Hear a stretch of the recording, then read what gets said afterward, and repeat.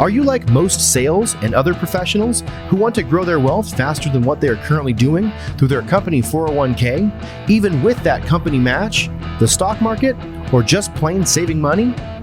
Would you sleep better at night if you had the financial freedom to be job optional in just 3 to 5 years through investing in real assets? Maybe you don't want to stop working, but wouldn't it be cool if you could retire a decade earlier than most and do the traveling you and your family have planned for years while you're still young and can enjoy it? Let's face it, most busy professionals don't have the time or desire to take on more work outside of their W-2 to grow their wealth. On The Wealth Flow, each week we share the stories, the investments, and take a deep dive into the various asset classes that can deliver that accelerated growth to your portfolio passively. That's right, no extra work for you. Instead, we'll put your money to work. Learn what the 95% aren't talking about and join the top 5% of earners today on The Wealth Flow. Welcome to The Wealth Flow. Today's guest is Gabe Petersen. He is the founder of Kaizen Properties and the host of the Real Estate Investing Club podcast. Gabe started his career as a management consultant for a Fortune 500 company in Seattle, Washington, but soon realized that the corporate world would not fit the vision he had for his life. During his 7 years at corporate, Gabe tried his hand at building an e-commerce business, a t-shirt company, and even worked as a part-time digital marketing consultant. It wasn't until he bought his first broken down triplex in Tacoma, Washington, that he truly found his path in real estate. After selling that first triplex in 2014, Gabe officially caught the real estate bug, and he now operates Kaizen Properties, buying and repositioning commercial property across the U.S. with a special focus on self-storage, mobile home, and long-term RV parks, as well as industrial properties. So welcome to the show, Gabe. Keith, yeah, thanks for having me on. Yeah, appreciate it. I think if we can maybe start, it sounds like you're in Washington. What have you always lived there, or kind of give me a little bit of background on Gabe Petersen? Yeah, I'm Washington bred through and through. I grew up here, grew up in Enumclaw, which is the tiny town out here, and went to University of Washington, did some study abroad stuff, but that's really been my only foray outside of the state.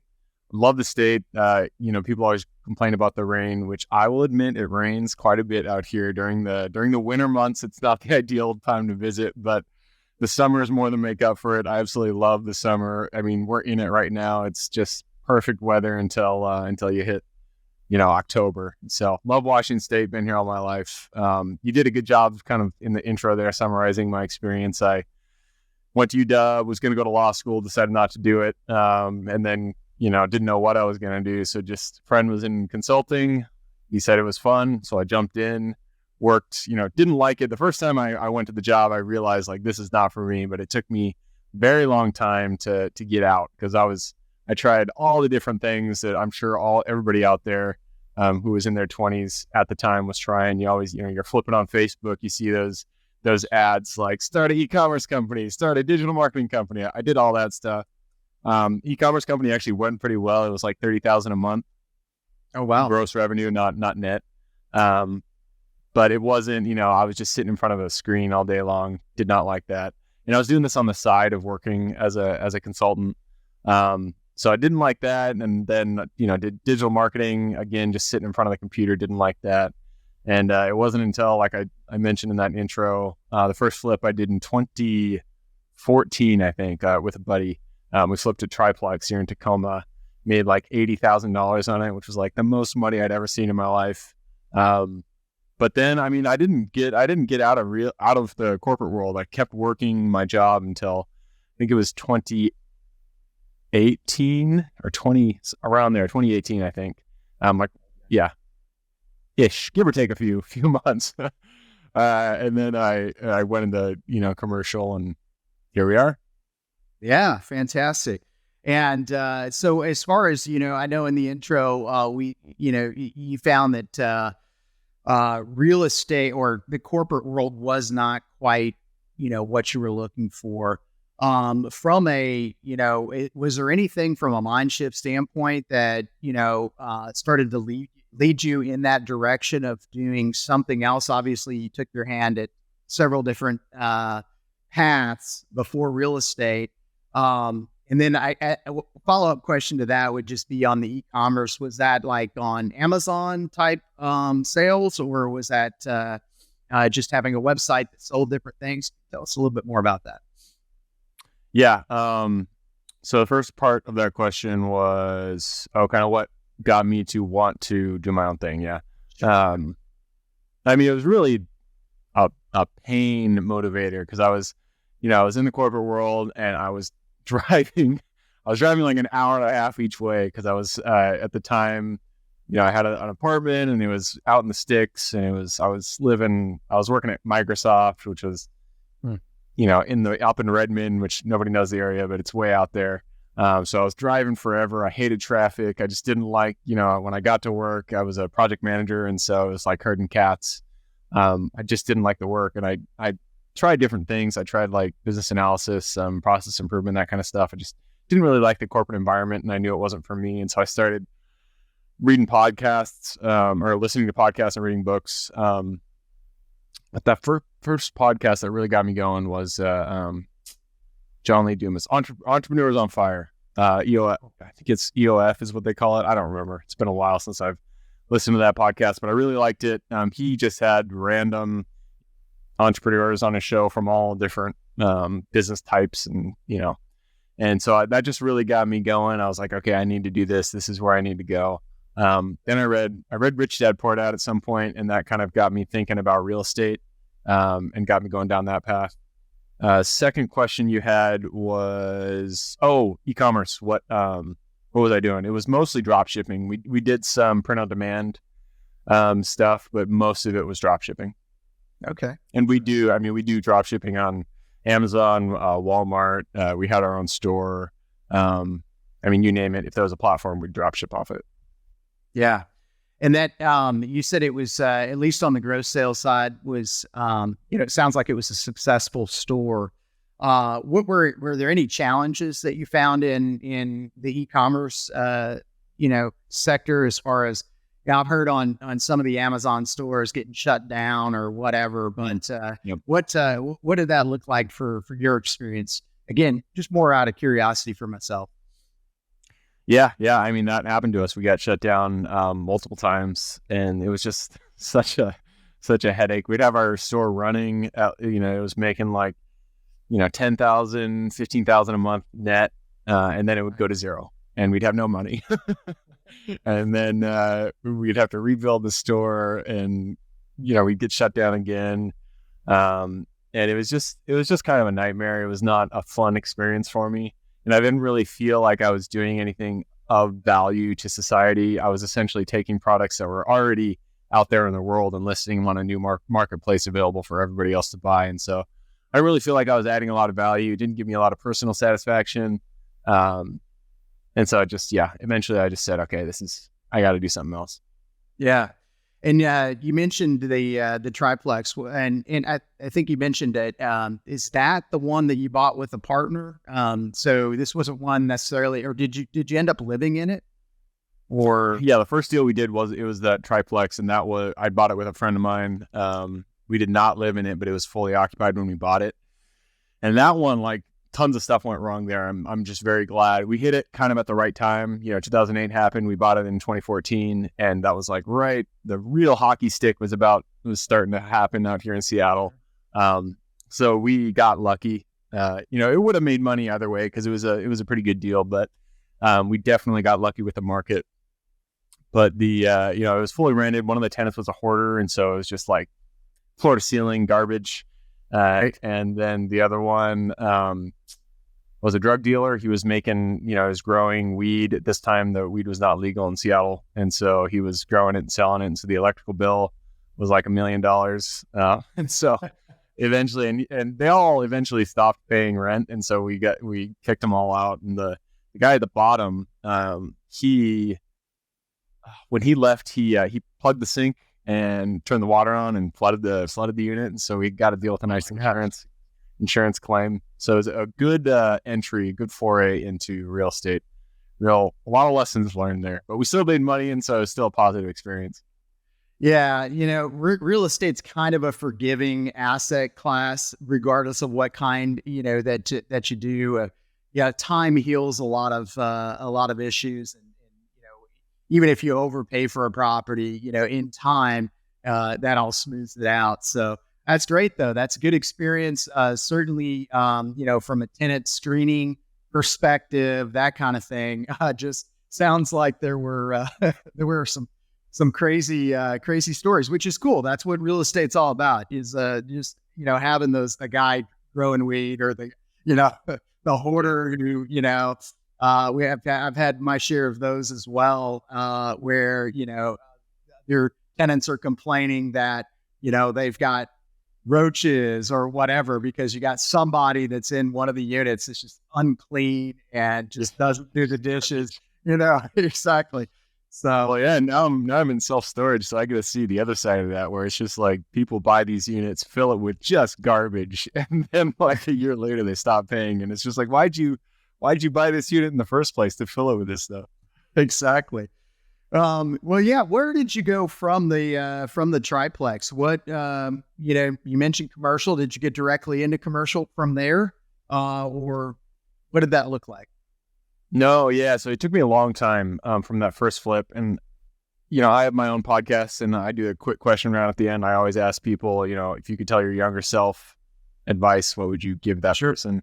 And like 100% almost, most people say that they wish they got started sooner. And that is exactly the advice that I would give my younger self, is I wish I got started sooner. So that first flip was 2014, but I really didn't actually focus on real estate until years later, and so I did that flip, made that money, and then I just kept working in corporate, and I did stuff on the side. I bought I did another couple flips, did some wholesales, bought a single family, but then fast forward 4 or 5 years after that, I finally said, I can't be having one leg in each camp. I got to, choose a lane and really focus. And so I focused in on real estate. I decided commercial, or I didn't want to do single family. And so in 2018, I partnered up with somebody that I'd met in the space, and we bought a mobile home park in Washington. And then, it did really well. We bought another park. And then I was like, okay, this is great. And I kind of took stock. I was like, what do I actually want to do? This is working. This is something I can do. I looked at all the different asset classes, and I decided self-storage is where I kind of wanted to focus in. So shift focus, and started going down the self-storage route, bought 5 facilities, and here we are. Wow. Okay. And let's go back to the mobile home stuff just a little bit. So on your first deal, you had one partner in that one. How many units? What was kind of the makeup there? Were they tenant-owned homes, park-owned homes, a variety of both? What did that first one look like for you? There were 2 partners in that first deal, and we got it seller financed, killer seller financing. I think we put 20% down, something like that. And it was 20, we added units since then. Now it's 32 units. And I think when we bought it, it was 24 units. Okay. And then 5 of those were their park-owned homes. But we immediately sold those to the tenants. And so now they're all tenant-owned homes. It's on city water, city sewer. Seller financing was great. That's really what made it super attractive. And now it's great just because we bought it in 2018 and rents have just gone skyrocketed in that area. So it's a really good investment right in the middle of the city. Yeah. Yeah, and so you still own that one. What again, more out of curiosity for myself, but as far as lot rents, what's your average on that first park that? They are 500 per lot. Oh wow, okay, nice. Yeah. I'm seeing more and more of that. It's just it's interesting to see, and that's one you still hold on to. So has that been kind of your strategy as you've moved forward to buy and hold? Is that kind of the focus? Yeah, I mean, I've taken it on a very case by case basis. The goal is I want to build a portfolio. I want to buy and hold is what I want to do. But if a certain situation arises that something else makes sense, then I'll do it.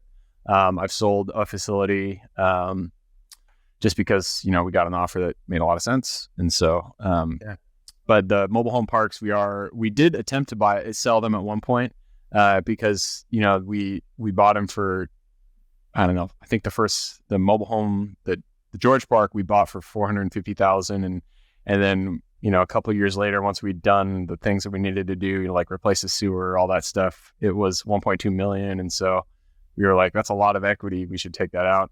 We attempted to sell it, but then the interest rate spiked, and it didn't end up working out, which is actually a good thing because now it's even better than it was. Right. And the reason that we wanted to sell it at that point is because we had a really shitty property manager. And if you don't have a good property manager, especially in mobile home RV parks, it is a nightmare. It's not fun. It's not something you want to do. You don't want to it's just a headache. And so, we wanted to sell when it looked like we weren't going to be able to because of the interest rates. We were like, we got to make changes. And so we found a killer property manager. She is just a rock star. We absolutely love her. And that has completely changed our outlook on the property. She's proactive. She's very good with the tenants. She draws lines where lines need to be drawn. And so, now it's a lot better. We don't foresee ourselves selling at any point soon. And so, it's a good investment. So is she managing just the 32 unit or the first one that you had, or is she actually using her for multiple?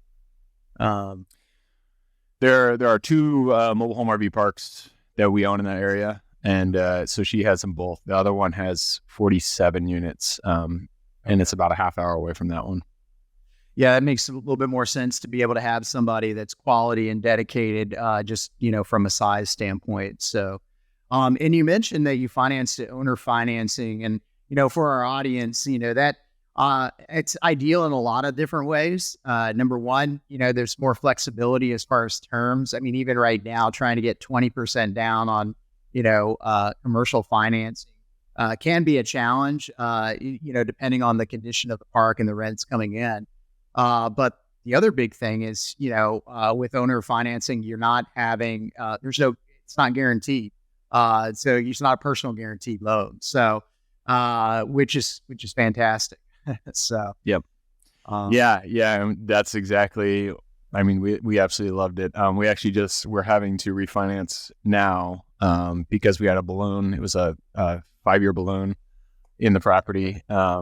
And we think that interest rates are going to go up, and so the balloon's going to happen, and we don't want to have to refinance when interest rates are up. So we're refinancing now, unfortunately. And the seller financing interest rate that we had for this one was 4%, so it was great.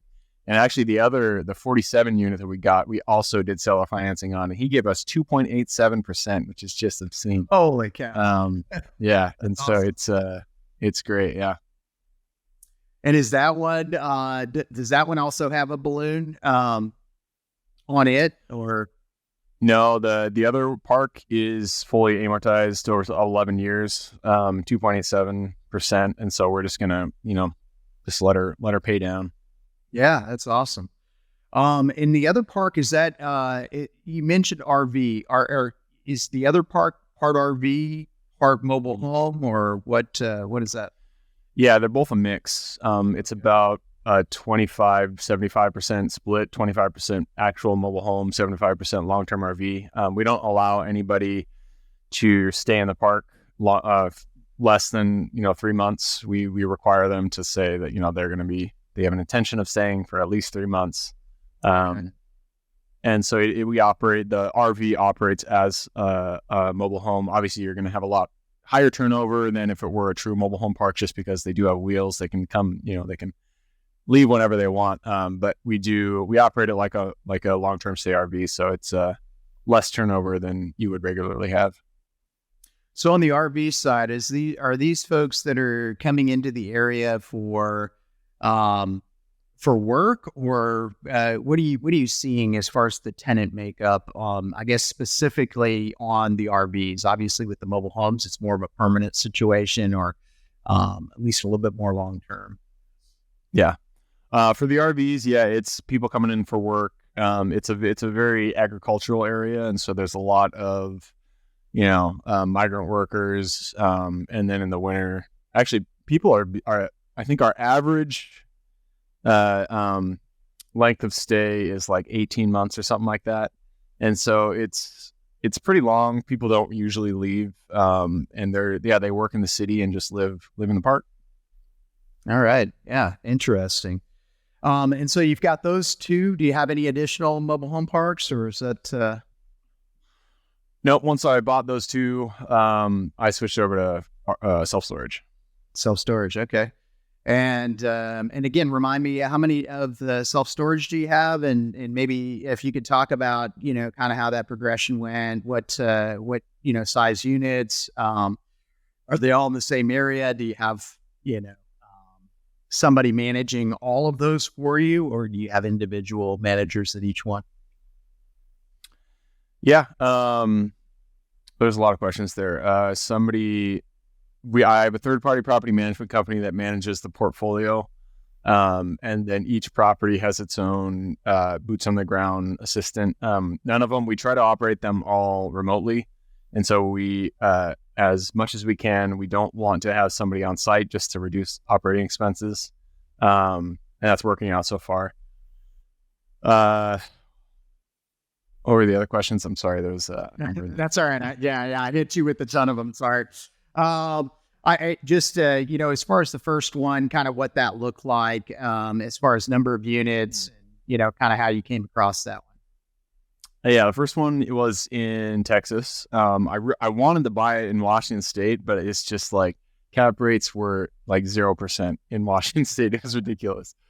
And so I just couldn't find anything. And so I started, I looked at other metros, decided to look in Texas. I found this property in Dallas, about 12,000 square feet, and 12,000 total. And then it was like 130 units or something like that. Seller financing, again, I love seller financing. I try to get in on absolutely everything. And so far I have been able to get it on. Wait, no, there's two properties that I've not been able to get it on, but I really push seller financing. I love seller financing. I think it's good for both parties. Because if somebody wants an obscene price, you can hit that price if they give you good terms. And so I feel like it's very amenable to both parties. And so, this one worked out, seller financing. The guy was running it super mom and pop, like no operations. He had he sent me his rent roll, and it was, on a piece of paper. He was writing down, this person knows this much in this unit. Didn't have a P&L, anything like that. And he was older. He just didn't want to, he had a bunch of investments and he didn't want to own these anymore. And so he gave me a great deal on seller financing. Again, it was like 20% down. This one I think was 6% interest, so a little bit higher, but compared to where we are now, it's not that bad. And again, I think it was a 5-year balloon. And so we bought them. We started doing all the things that you do for self-storage facility. The main thing, if you're looking at self-storage, if it has low vacancy, that's great. Depending on where the area is, because that means they're usually a bad operation. So this one had a lot of vacancy, high vacancy, low occupancy is great because it means you can boost the occupancy. So this one, it had low occupancy, high vacancy, and he didn't have a fence, didn't have a gate, didn't have a security system, anything like that. Gravel for the aisles, and so worked on all that stuff. Didn't have any online presence, didn't have a website, didn't have Google Ads, didn't have a Google Google anything. It wasn't even on Google. And so we, added all that stuff. Within 6 months, we'd boosted it up to, I think when I bought it, it was at like 30 or 40% occupancy, and we boosted it up to like 80% by 6 months, and now we're in the 90s. So yeah, it's doing really well. But they haven't all been successes. I mean, I've had a failure. There's one in particular. I bought the self-storage facility in Hot Springs, Arkansas. Mm-hmm. And it was my biggest lesson learned about self-storage, about real estate in general, but in self-storage specifically. This facility, I bought it. It was a killer deal, just great deal. The price per square foot was like, I think it was $20 or $15 or something like that. So it was like dirt cheap. Like when you build self-storage, you build it at, I mean, now it's I think it's like 70. And so it was way cheap. And I was like, I have to buy this. And so I bought it. But what I didn't, I did my due diligence, but I didn't really focus in on the area that I bought it in. And everybody always says location, location, location. And there's a reason, because location really matters. It turns out this specific area that I bought this property is, it has high property crime. And so I bought it and I fixed it up and started renting it out. We quickly got to, 60% occupancy because there was high demand in the area, but then we got vandalized and the person came in and destroyed every single door we had, like legitimately just went in there and destroyed the property. And the lesson that I learned was when you buy a self-storage facility, if it's in a bad area, you have to put up a gate, a fence, security system immediately. You don't even start getting tenants until you have those in place. I bought the property. I started focusing on getting things looking good, so I could start getting tenants because I wanted it to cash flow fast. And then I was going to do the gate and everything like that. I should have done it the other way. I should have focused in on making sure that the investment was secure before I made it pretty. And yeah, it was a good lesson. Yeah. Well, I mean, that's what it's all about, right? You definitely won't make the same mistake twice, which is good. And on these, have they all been you and partners, or are you raising capital for any of these, or what is kind of your strategy there? Yeah, it's been, across the board, just different stuff, whatever makes sense at the time. I've bought them with partners. I've bought, I bought one as a JV, so I ran the deal, and then I just brought in one capital partner to bring the capital. I bought them with cash, just my own cash. I've raised money from family members to buy properties, and now we're doing. I haven't decided if it's a fund or a syndication, but I want to actually start raising a lot more capital so I can do bigger deals.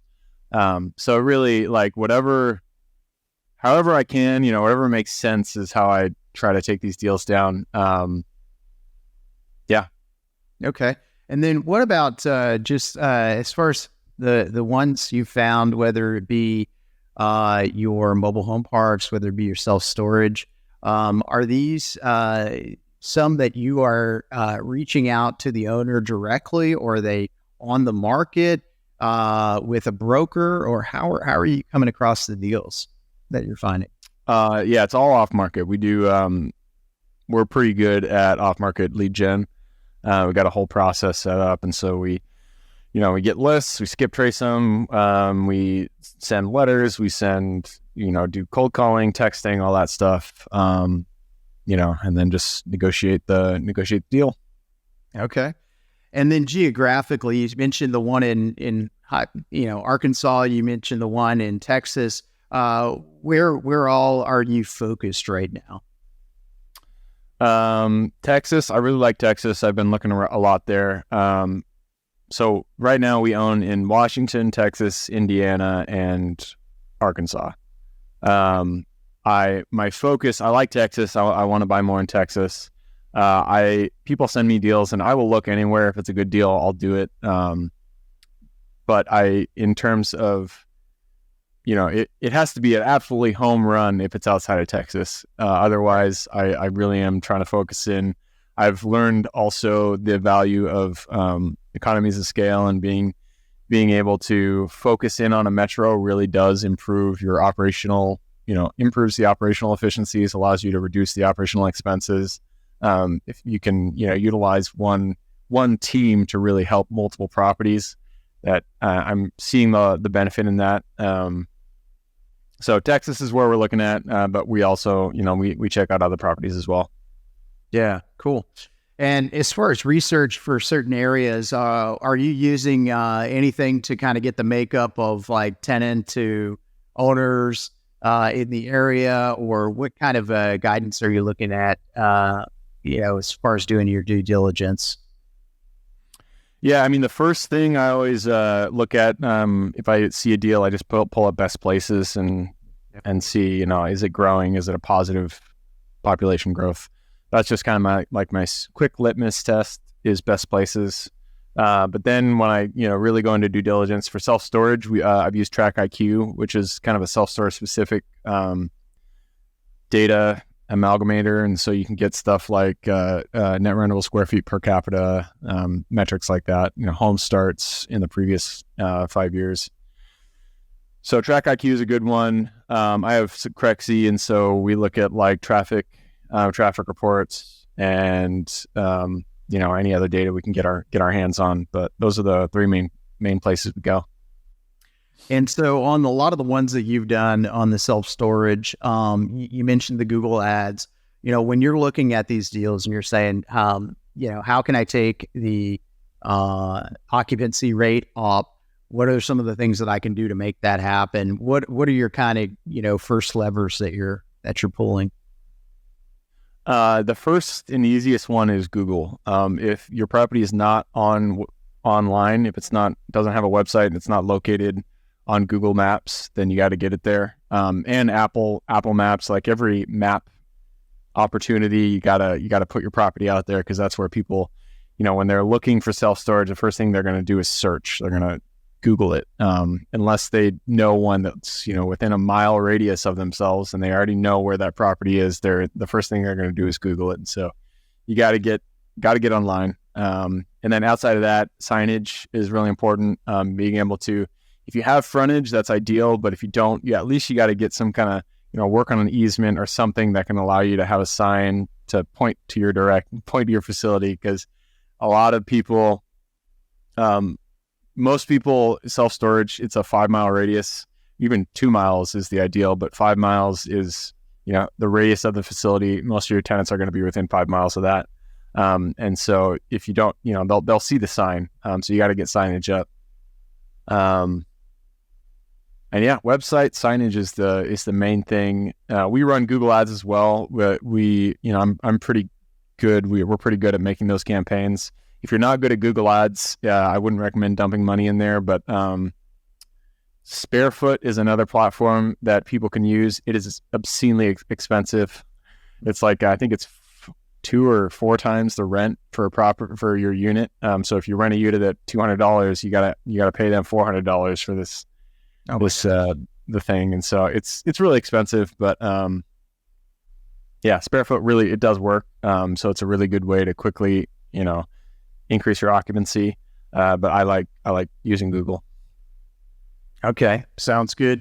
And as far as the makeup of the self-storage that you have, is that primarily, areas for people to be able to park RVs, 10 by 10s, whatever the various sizes are? Are you doing any climate control? What do you typically, what's your portfolio typically look like from that standpoint? And then, is there a specific type of offering that you look for when it comes to what the self-storage can offer the consumer? Yeah, most of our stuff is drive up, and then it's the standard ratio of units, mostly 10 by 10 and 10 by 20, with 5 by 10s in there. Yeah, we really look for opportunities to build, and so like the one in Indiana that we bought is 5 buildings, but it's already permitted for an additional 6 buildings that just were never built. And so We bought it, again, seller financing. He gave us interest-only seller financing on there, so it was great. And then half of it is utilized, and that half of the property is cash flowing the property, and then we're going to wait a number of years and then build the other half. Yeah. Okay, sounds good. Yeah, that's neat. How about dynamic pricing? Do you do anything as far as that goes? We do not. That is something that I know is a benefit, and it is a good thing to implement. I have not started doing dynamic pricing, but yeah, it's something I got to find a software that automatically updates pricing. It has to work with your CRM system. We use ESS, and as far as I know, there's nothing out there that will automatically adjust prices based, that connects with ESS. But if there is, if any of you guys know of something, reach out to me, Gabe at therealestateinvestingclub.com. I would love to check that out. Yeah, I did a podcast with Sergio Altamar with Hearth. I'm losing the name of his company at the moment, but anyway, I can connect you after the show. We can talk, but I know he uses it, and he's got, on Thursdays the prices go up. I think it's Monday or Sunday they go down, just based on when people typically move and decide to. Oh, interesting. Yeah. So I mean, he could at least give you his perspective and his, share with you maybe what systems he's using. So yeah, for sure, that'd be great. And then, so what about, you say you're primarily focused on self-storage right now, but you did have industrial in kind of your bio as well. Tell me a little bit about that. That's more manifesting. That's Okay. That's on the website you pulled that from. Triple net is like ideal, like a dream for me. That'd be great. I like industrial. I've done some research into it, and I think it would be great to own it. And so I haven't really, started the machine to drum up some leads in that area yet, but something I want to invest in, something I want to learn more about. And so I put it on the website because, it's a goal, but it's not something we've done yet. I haven't actually purchased an industrial property. Okay. Yeah, it's popular right now, and like you said, triple net is kind of ideal. Just that for those that our listeners, triple net is really the tenant is responsible for the upkeep, which on a property that can be huge. And it depends on the type of triple net and kind of the regulation. Sometimes it's the roof that the owner's responsible for, but in general, it reduces your expenses. Also, the taxes, right? Yeah, taxes, expenses. And a lot of headache. I mean, I just feel like there's not going to be people reaching out to you about problems as often, and so that to me sounds great. Yeah, for sure. Let's maybe talk just a little bit more about your deal flow and some of the strategies that you're using. So you're sending out direct mail. You're skip tracing owners of storage, and then you've also got somebody cold calling. When